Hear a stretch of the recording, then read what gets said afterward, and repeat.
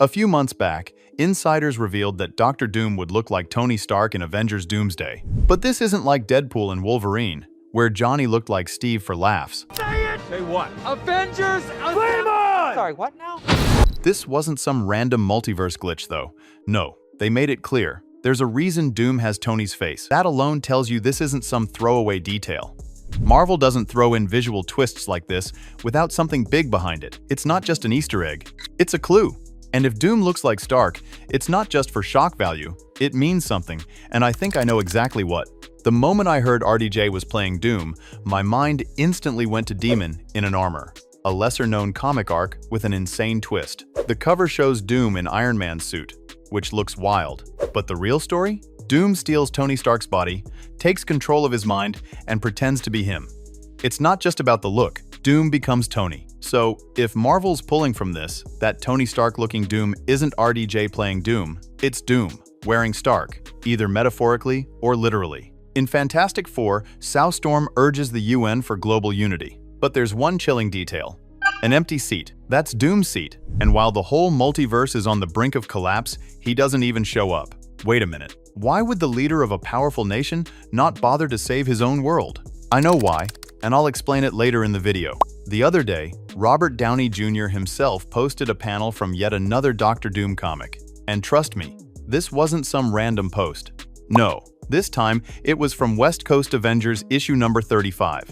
In this issue, a 9-year-old boy named Christophe Bernard, brainwashed into believing he's the real Doom, holds the entire team hostage. And guess what? It's yet another story where Doom steals someone's body. That's right, 2 times now, RDJ has shared obscure Doom comics that center around possession and identity theft. Coincidence? Not a chance. Now, let's throw this into the mix. Multiple reports have said that in this version, Doom isn't even scarred. Instead, he's using Tony Stark's face, literally wearing it as a psychological weapon, manipulating people, gaining trust, and building an image. It's all part of the plan. Remember what the Russo brothers said, only RDJ could play this version of Doctor Doom. When you piece all this together, it stops feeling like a theory and starts sounding like the plan Marvel's had all along. If Doom is using Tony's face to elevate himself to godlike status in the multiverse, who else could deliver that performance better than the man who literally built the MCU? Now, here's where things take a crazy turn. Right after RDJ's return was confirmed, the Russo brothers dropped a bombshell. When they pitched Doctor Doom to him, Robert didn't even know who Doom was. At first, he wasn't sold on the idea. But when they explained not just Doom, but how this version tied into the multiverse saga, everything suddenly clicked for him. That's when RDJ said, "Oh, now it makes sense." A Doom using Tony Stark's face in a multiverse where identity and legacy are completely twisted beyond recognition. Now, let's come back to the burning question. Why wouldn't Doom, the leader of Latveria, show up to save his own world from Galactus? To answer that, we have to go back to the early days of the Fantastic Four. Do you remember the egg experiment? Reed built a device that could transfer things instantly across space, a prototype that would later stop Galactus. But here's the kicker. We never learned who Reed and Sue were close to before they became the Fantastic Four. And that's no accident. In the comics, Victor Von Doom was already friends with Reed and Sue. They were equals until Doom went down a darker path, one that began when he lost his mother and tried to battle literal hell to save her. Magic failed. Technology failed. His obsession consumed him, and he became the ruthless ruler of Latveria. But it doesn't end there. Over time, Doom died. But before he did, he found a way to escape death.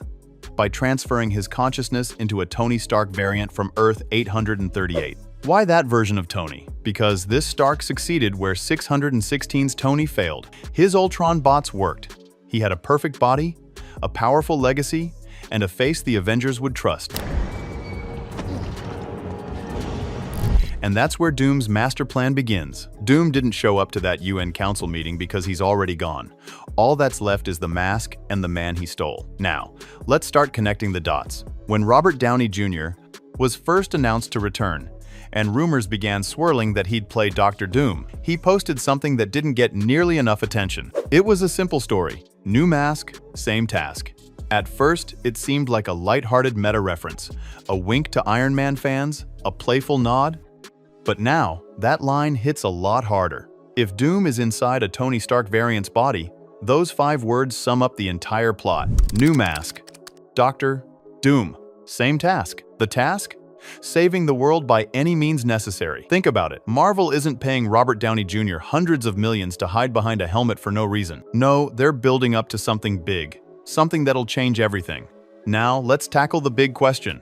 Why is Doom after Franklin Richards? It's not just about kidnapping him. It's about something much bigger. Cosmic power. Franklin Richards isn't just any child in the comics. He's an Omega-level mutant with reality-warping abilities so strong, he once created entire universes on a whim. And in the MCU, they're clearly hinting at his potential. So, what's Doom's game here? He plans to manipulate Franklin, maybe even pretend to be his protector. But in the end, Doom's goal is to steal Franklin's power cosmic, the same kind of energy that Galactus once wielded. Once Doom has that power, he'll use it to resurrect Wanda Maximoff, the Scarlet Witch, who's rumored to have lost her memory. But Wanda isn't just a pawn in this game. She's vital to Doom's ultimate goal, stabilizing Battleworld's reality using chaos magic. The same magic she used to reshape reality in WandaVision. To really understand Doom's plan, you have to go back to Fantastic Four Annual Number 20, published in 1987. In that comic, Doom kidnaps Franklin Richards with one clear purpose: to use Franklin's powers to bring his mother back to life. Sound familiar? Now fast forward to the MCU. Doom may spark a multiverse incursion war because simply kidnapping Franklin won't get him what he wants. Just like Tony Stark, Doom is driven by obsession and guilt. And when the universe doesn't give him what he craves, he'll break it all apart. Now, let's dive into how Doom manipulates the X-Men into turning against the Avengers. This is where Doom truly shows his skills as a master manipulator. According to the leaks, Doom invades the X-Men's universe and spins a dangerous lie. Earth 616 is trying to destroy them. He claims they sent Monica Rambeau here to trigger an incursion on purpose. And the X-Men, already on edge with their universe falling apart, believe him. Why wouldn't they? After all, a mysterious woman from another Earth just showed up right before everything started to collapse. This sets the stage for a full-blown battle at the X-Mansion. In fact, even Nightcrawler's actor, Alan, confirmed he filmed a scene where he's fighting Reed Richards. It's going to be a chaotic, confusing mess. You're hitting Pedro Pascal against the head or something. The biggest leak that we've had comes from our hosts. All thanks to Doom's manipulation. Because the 616 heroes are actually there to rescue Monica and stop Doom. But Doom had this all planned out. He wants them to waste time, to fight each other. Every second they're distracted brings him closer to his goal.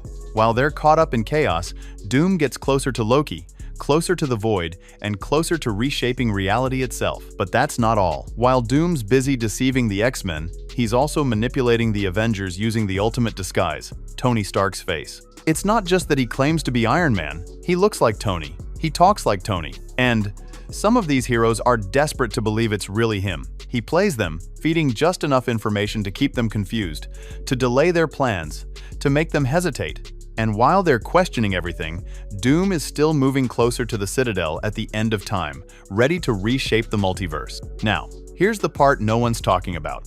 We're absolutely getting a post-credit scene in Spider-Man Brand New Day that teases all of this.